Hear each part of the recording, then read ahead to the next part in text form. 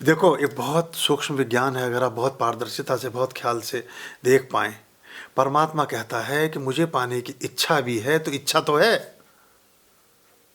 इसका मतलब तू ये मान रहा है कि मैं तुझे मिला नहीं, और वो मिला हुआ है। मैं एक ज्योतिर्लिंगम में गया, नाम नहीं लूँगा उसका, 12-13 साल पुरानी बात है। जैसे आकाशवाणी की घटना सुनी है ना आपने। देखिए, अभी आपको एक चीज़ और मैं इसके बात में बता दूँ, मुझे तो याद दिला देना, मैं ज्योतिर्लिंगम की बात बतानी है, क्योंकि मेरी भी रेडियो कहीं का भी सिग्नल पकड़ लेती है। जब रामायण महाभारत आया करता था 35-40 साल पहले, तो वो जो आकाश में एक तीर जा रहा है, उसमें से फुसड़ी सी निकल रही है, पानी बिखेर रहा है, दूसरा तीर जा रहा है, उसमें से आग निकल रही है, दोनों तीर से तीर टकरा है और आकाश में खत्म हो गए। हम सोचते हैं सब काल्पनिक बातें हैं। अब आप देख रहे हैं ड्रोन और ये सब, और उसकी जो प्रतिकृति है, जो उसके वीडियोज़ हैं, उनमें वो बाण ही दिख रहे हैं। अगर उसकी फ़ोटो आप देखें गौर से तो बाण दिख रहे हैं। तो ऐसी आकाशवाणी की चीज़ थी। तो वहाँ जैसे उस ज्योतिर्लिंगम में एक स्वर मेरे कान में पड़ता है कि मुझे तो ताला लगा के तू घर में चला आया, तो तू यहाँ क्या करने आया? यहाँ तो मैं हूँ ही नहीं, मैं तो वहाँ घर में हूँ, और तू यहाँ क्यों आया? मैंने कहा अब तो मैं आ गया। बोले अब आ गया, ठीक है, पर मैं वहीं हूँ, तो मुझे कहाँ ढूंढ रहा है? तो परमात्मा से, जैसे आपने लिखा, इसको वैसे मत लेना, समझाने के दृष्टिकोण से बोल, आपने कहा आप ही प्रभु से एक दिन मिला देंगे, बस यही शेष है। आपको मिल ही चुके हैं। जब जरा गर्दन झुकाई, देख ली तस्वीर है यार।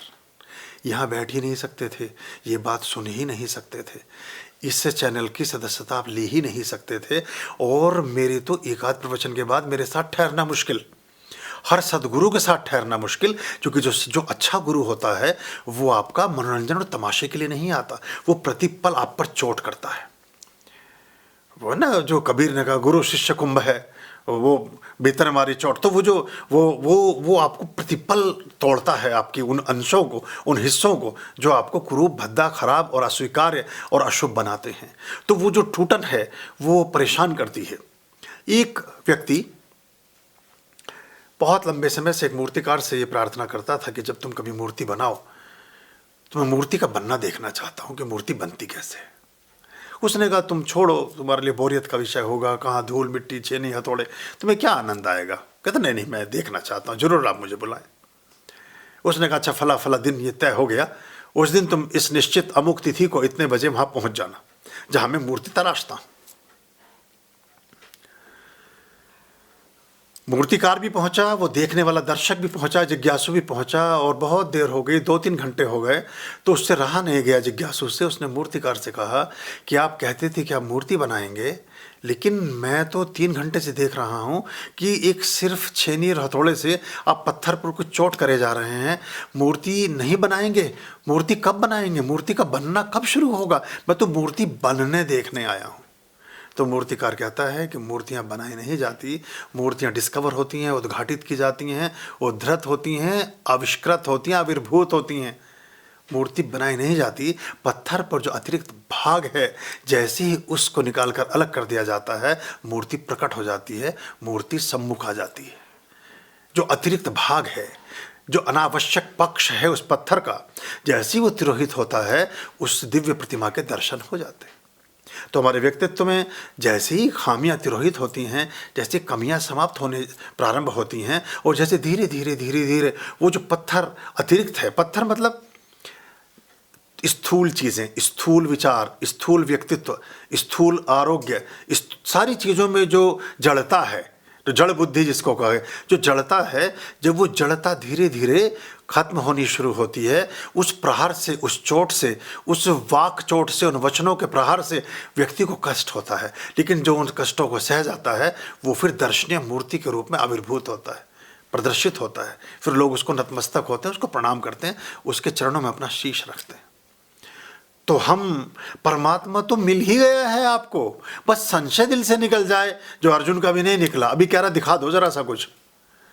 अब ये इस चक्कर में बहुत सारे मदारी गुरु बन बैठते हैं, बहुत सारे ऐसे जो ये जादूगर हैं, वो गुरुओं की श्रेणी में चले जाते हैं। गुरुता से उसका कोई संबंध नहीं, गुरु अनुभवजन्य होता है, लेकिन शिष्यों की मांग पर कभी कभी उस प्रदर्शन में, उस मस्खरेपने में वो चीज़ें और 2 कदम नीचे जाती हैं। बहरहाल गहरी धुंध में तू निकली धूप सी, दिख गहरी धुंध में तू निकली